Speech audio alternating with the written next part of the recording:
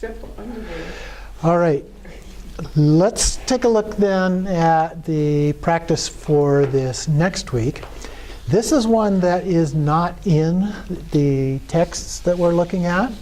And so we'll rely just on the handout this week for these. And this one involves Vajrapani. Now, we had one previously that involved Vajrapani. And this one, though, is a little bit different. We're still doing the isolation of speech, as we have been doing during this part of the Khorde Rushen class. So isolation of speech relates to energy and manifestation or appearance, and the Sambhogakaya form. And, of course, that's the way we visualize deities, is in the Sambhogakaya form. So this one says, again, visualize yourself as Vajrapani. From the Hong at your heart, Hongs are emitted like swirling particles of dust in the sunlight. All sensory objects dissolve into Hongs. Draw them back in, filling your body as it grows, filling all of space.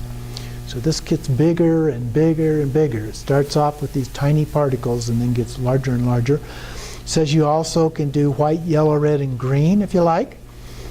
Dissolve your body into minute particles and liberate your awareness as Dharmakaya.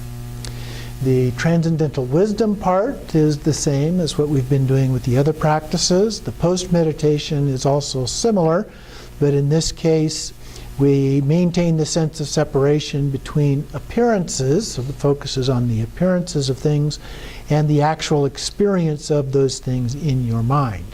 So you just want to remind yourself as you go about your day that those appearances are different than what we normally think of them as being.